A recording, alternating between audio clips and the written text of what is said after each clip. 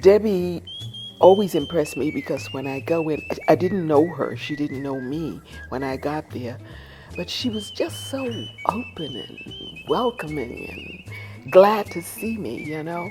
So then I was telling another friend about that, and she said, "Oh, yeah, she's a very gracious lady." And I liked her energy. We went outside, and it was hot, I remember that, and sang out a little bit. And she gave me a little bit of her whistling, which was fun. Yeah, she went out whistling.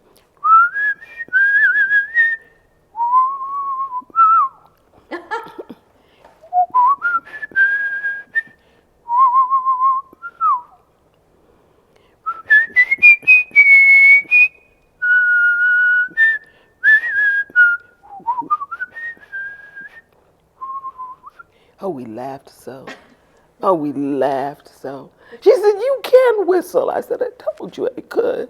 I was affiliated with Andy Witt at the St. John's Cultural Council for a while, and he was telling me about Debbie and how you wanted to make this movie and asked if I would go and see her.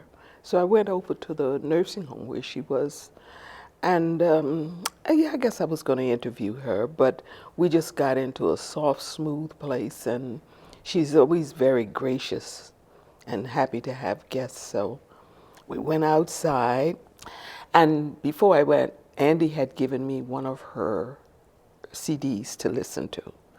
And one of the things that I was impressed on there was at a point she started whistling. So as we got there, she was, when I started asking her the questions, she was like I am now, afraid she was going to forget everything she was supposed to say, and she was being very cautious. So I says, one of the songs on there was, I believe it was Careless Love. And I knew that song, so I started telling her, "Oh, I really like it when you sang Careless Love. Love, oh, careless love."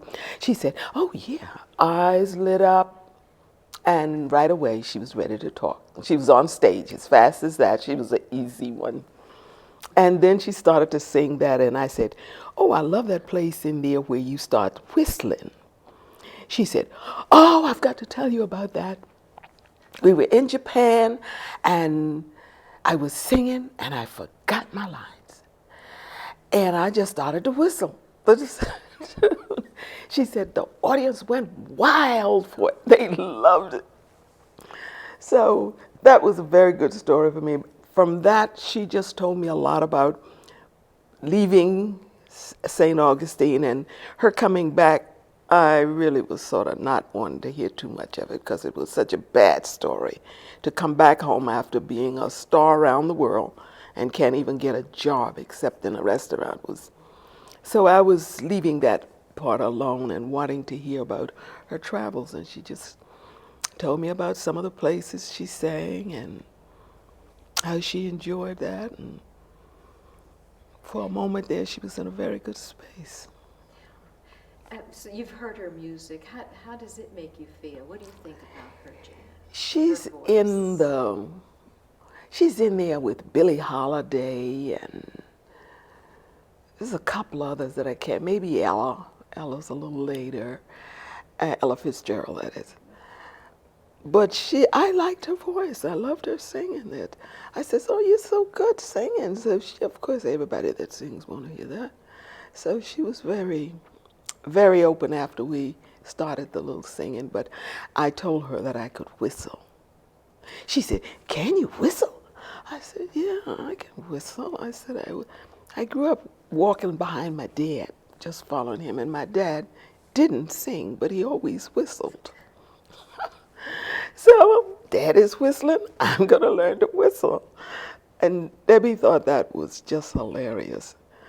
So I said, "Debbie, maybe the fact that I can whistle, I could play you." She thought that was hilarious. I said, "So don't be so jazzy about that now. They have makeup and stuff. They can make," I said, "they can make me look like a real young you." So we had a lot of fun that day. I felt very uplifted when I left her. And then a couple of times I went back to see her and took her something or asked what she needed. And not often, maybe I've been to see her 4 times in total. But that's my connection with Debbie. So what do you think about us, classic theater, producing her musical in the Lincolnville area, in the Lincolnville Museum, in the Excelsior High School where she went to school? What are your thoughts on that? I think that if I were Debbie, I would be just beaming.